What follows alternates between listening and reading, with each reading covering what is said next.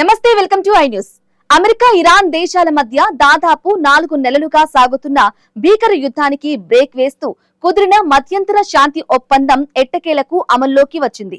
ఈ చారిత్రాత్మక పరిణామంతో ప్రపంచ వ్యాప్తంగా చమురు ధరలు ఒక్కసారిగా భారీగా పడిపోయాయి.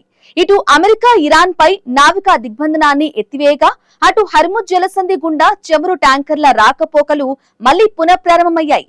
అయితే ఈ ఒప్పందంపై అమెరికా అధ్యక్షుడు డొనాల్డ్ ట్రంప్ సొంత పార్టీ నుంచే తీవ్ర విమర్శలు ఎదుర్కొంటున్నారు. మరోవైపు లెబనాన్ లో ఇజ్రాయెల్ దాడులు కంటిన్యూ అవుతూ ఉండటంతో ఈ శాంతి ఒప్పందం దీర్ఘకాలం నిలబడుతుందా అనే అనుమానాలు రేకెత్తుతున్నాయి. ఈ సంచలన పరిణామాల పూర్తి వివరాలు స్పెషల్ స్టోరీలో ఇప్పుడు చూద్దాం.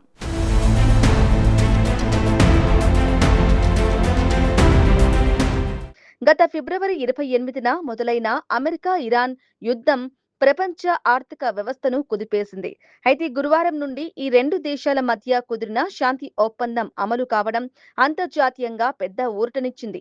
ప్రపంచ చమురు, గ్యాస్ సరఫరాలో సుమారు 20% రవాణా చేసే అత్యంత కీలకమైన హర్ముజ్ జలసంధి సముద్ర మార్గం మళ్లీ తెరుచుకోవడంతో రాబోయే నెలల్లో అంతర్జాతీయ వాణిజ్యం సాధారణ స్థితికి రానుంది. యుద్ధం మొదలైనప్పటి నుంచి చమురు ధరలు ఈ స్థాయిలో కనిష్టానికి పడిపోవడం ఇదే మొదటిసారి. అయినప్పటికీ పశ్చిమాసియాలో అనేక ప్రధాన సమస్యలు ఇంకా నివురు కప్పిన నిప్పులానే ఉన్నాయి.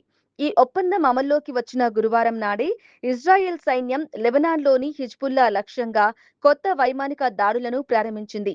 శాంతి ప్రక్రియను గౌరవించాలని, ఘర్షణలను తీవ్రతరం చేయవద్దని డొనాల్డ్ ట్రంప్, జేడీ వ్యాన్స్ స్వయంగా ఇజ్రాయెల్ను కోరినప్పటికీ ఇజ్రాయెల్ దాడులు ఆపకపోవడం ఈ ఒప్పందం మనుగడను ప్రశ్నార్థకరంగా మారుస్తోంది.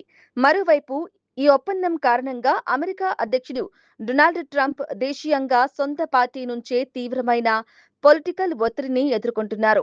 యుద్ధాన్ని ముగించే తొందరలో ట్రంప్ ఇరాన్కు చాలా ఎక్కువ రాయితీలు ఇచ్చేశారని ఆయన రిపబ్లికన్ పార్టీలోని కొందరు సీనియర్ నాయకులు బహిరంగంగానే అసంతృప్తి వ్యక్తం చేస్తున్నారు. దీనికి బలం చేకూరుస్తూ అమెరికా తీవ్రమైన ఒత్తిడికి లోనై లొంగిపోయి మాత్రమే ఈ ఒప్పందాన్ని కుదుర్చుకుందని ఇరాన్ సర్వోన్నత నాయకుడు అయతుల్లా ముస్తబా ఖమేనీ సంచలన వ్యాఖ్యలు చేశారు. ఇరాన్ అణు కార్యక్రమంపై రాబోయే రోజుల్లో జరగబోయే తదుపరి చర్చలు అంత సులభం కాదని, అమెరికా కనుక తమపై ఎక్కువ షరతులు విధిస్తే ఇరాన్ వాటిని అసలు అంగీకరించబోదని ఆయన స్పష్టం చేశారు. ఈ ఒప్పందం ప్రకారం రాబోయే 60 రోజుల్లోగా ఇరాన్ అణు కార్యక్రమంపై ఒక స్థిరమైన తుది ఒప్పందానికి రావడానికి ఇరు దేశాలు ప్రయత్నిస్తాయి. అలాగే ఇరాన్ పునర్నిర్మాణం, ఆర్థిక ఉపశమనం కోసం $300 బిలియన్ భారీ నిధిని కూడా ఈ ఒప్పందం అందిస్తుంది. అయితే రాబోయే చర్చల్లో ఇరాన్ లాంగ్ రేంజ్ మిసైల్స్ అంశాన్ని కూడా అమెరికా గట్టిగా లేవనెత్తుతుందని అమెరికా ఉపాధ్యక్షుడు జేడీ వాన్స్ క్లారిటీ ఇచ్చారు.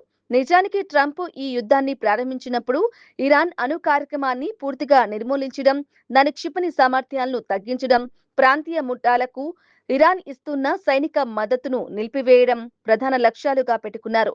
కానీ ప్రస్తుత ఒప్పందాన్ని బట్టి చూస్తే ఆ లక్ష్యాలలో ఏ ఒక్కటి కూడా పూర్తిగా నెరవేరలేదని రక్షణ నిపుణులు విశ్లేషిస్తున్నారు.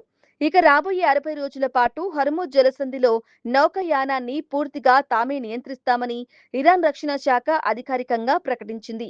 ఈ 2 నెలల కాలంలో అంతర్జాతీయ నౌకలకు తామే అనుమతులు జారీ చేసి రాకపోకలను పర్యవేక్షిస్తామని, అయితే దీనికోసం ఎలాంటి అదనపు రుసుములు, పన్నులు వసూలు చేయబోమని స్పష్టం చేసింది. ఒకవైపు చమురు రవాణా మొదలై ధరలు తగ్గినప్పటికీ ఇటు ఇజ్రాయెల్ దాడులు, అటు అమెరికా అంతర్గత రాజకీయాలు ఈ శాంతి ఒప్పందాన్ని ఎటువైపు తిప్పుతాయో అన్న ఉత్కంఠ అంతర్జాతీయంగా కొనసాగుతోంది.